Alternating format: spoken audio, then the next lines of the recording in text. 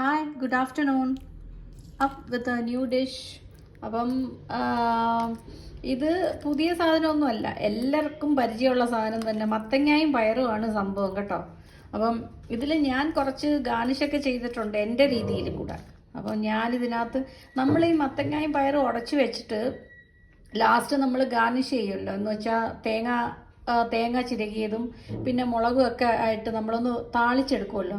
അപ്പോൾ ഈ ഞാൻ തേങ്ങ പൊടി പൊടിയായി മീൻസ് തേങ്ങ ചിരകിയതിടാതെ ഞാൻ തേങ്ങ കൊത്ത ഇന്ന് ഇതിനകത്ത് ഉപയോഗിച്ചത്. ഓക്കെ, അതെന്താ ടേസ്റ്റ് വരുമെന്നൊന്ന് എനിക്കൊന്ന് നോക്കണമായിരുന്നു. അങ്ങനെ ഞാനത് ഇങ്ങനെ ചെയ്തെടുത്തു. പക്ഷേ നല്ല അടിപൊളി സംഭവമായിട്ട് വന്നിട്ടുണ്ട്, മനസ്സിലായോ? അപ്പം ഇതാ തേങ്ങാക്കൊത്തിൻ്റെ ഇതും എല്ലാം കൂടെ ആയിട്ട് നമുക്ക് ഇതിൻ്റെ കൂടെ അത് കടിച്ച് നല്ല ചവച്ച് തിന്നുമ്പോൾ നല്ലൊരു പ്രത്യേക ടേസ്റ്റ് ഉണ്ട്. അപ്പോൾ എല്ലാവരും ഇങ്ങനെ ഒന്ന് ട്രൈ ചെയ്ത് നോക്കണം കേട്ടോ. മിക്കവാറും എല്ലാവർക്കും അറിയാവുന്ന റെസിപ്പി തന്നെയാണ് ഇത്.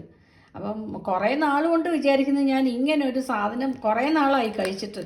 അപ്പം ഡെയിലി വേറെ എന്തെങ്കിലുമൊക്കെ കാണും, തോരനായിട്ടും അവിയലായിട്ടും ഒക്കെ. അപ്പോൾ ഇത് ഞാൻ ഇന്ന് രാവിലെ തന്നെ പയറൊക്കെ എടുത്ത് വെള്ളത്തിൽ ഇട്ടു, അങ്ങനെ പുഴുങ്ങി, പിന്നെ പെട്ടെന്നൊരു മത്തങ്ങായി വാങ്ങി അങ്ങനെ ചെയ്തതാണിത്.